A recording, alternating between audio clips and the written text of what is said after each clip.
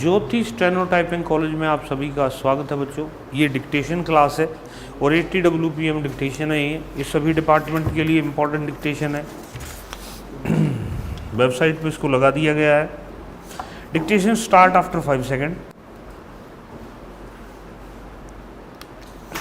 Sir, it is some time, nearly 3 months since I had the opportunity of speaking in this house at length on the provisions of this bill as it was originally presented to the Lok Sabha.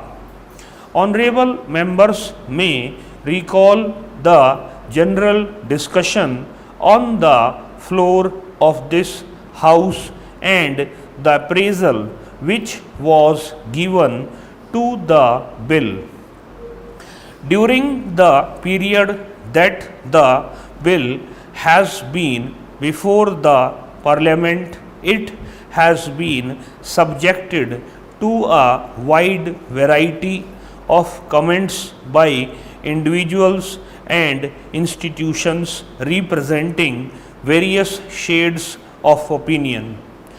These have all been taken into consideration, and after due deliberations, certain amendments were proposed by the government.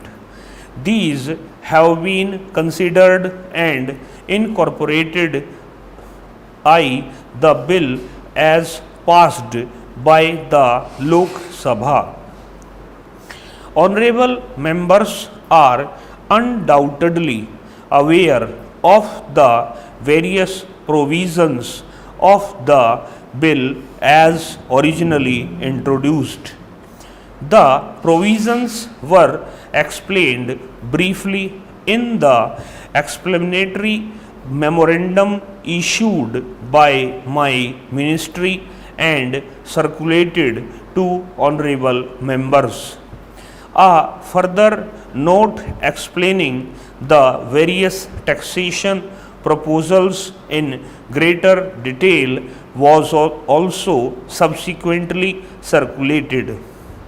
I will not therefore weary the House by going into these provisions again, and shall therefore dwell chiefly on the salient features of the amendments that were incorporated in the bill during its passage in the Lok Sabha.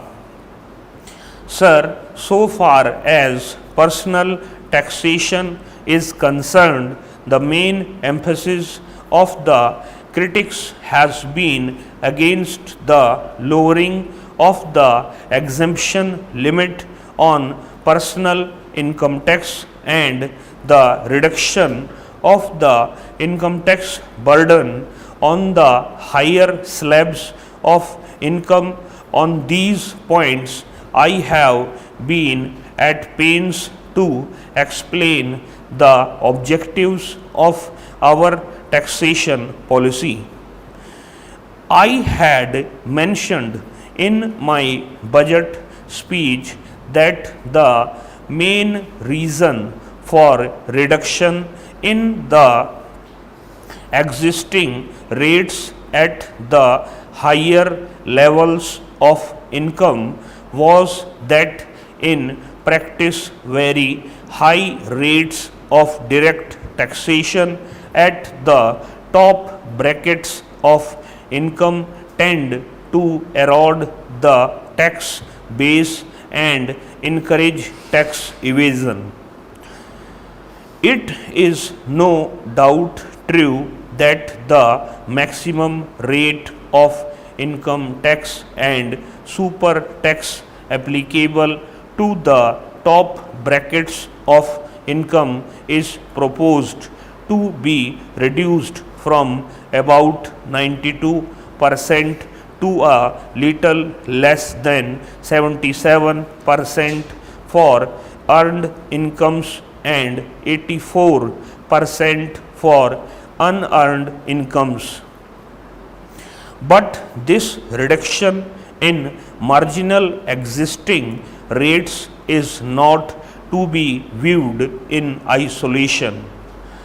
Under the tax pattern, income tax does not stand by itself. It is supplemented by the wealth tax and the expenditure tax. I have also pointed out on the floor of the Lok Sabha only recently, and I would like, if I may, to repeat here that I have stated there that the integrated tax structure that has been proposed in the budget this year makes it necessary that the tax system should be broad based. The existing exemption limit of rupees 4200 is an unduly large multiple of the average level of income in this country. This should be reduced to such a reasonable level as would widen the sphere of taxation and release the tax base from its present elasticity. It is only reasonable that persons within the lower income brackets should also make their contributions, however small, to the state revenues. With development, more and more persons will come within the income groups which are now brought within the purview of income tax. Furthermore, with the income tax net cast wider, it will facilitate checking of tax evasion in the immediately higher brackets, which is a very important consideration so far as the lowering of the limits is concerned. Another amendment which I sponsored in the Lok Sabha for providing some relief and encouragement to the middle class investor relates to the increase in the normal surcharge exemption limit by the amount of dividends received on equity shares subject to a maximum of rupees 1500. Sir, this has been brought in largely because of a complaint that has been made that the tax on companies would unduly affect, which I do not think it would. Nevertheless, the opinion is that it would unduly affect the position of the small investor in equity shares.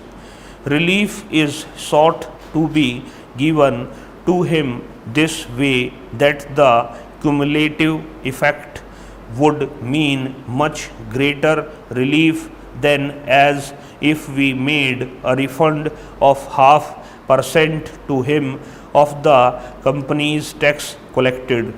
By another of my amendments to the bill, the additional surcharge of 15% on unearned income has been separated from the other two surcharges in order to put it beyond doubt that the proceeds from the former, namely the surcharge or on unearned income, will form part of the divisible pool in which the states are to participate.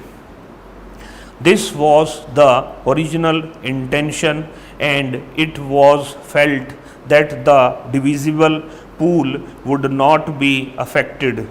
But certain queries were raised by the chief ministers of various states, and the law ministry felt that the position was somewhat nebulous, and so we thought we would make the position clear.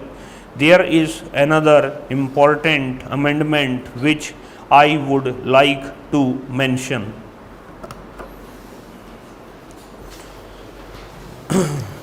Website पे इसको लगा दिया गया है, पहले इसको पढ़ेंगे फिर इसको टाइप करेंगे। इस क्लास में इतना ही बच्चों, नमस्कार बच्चों।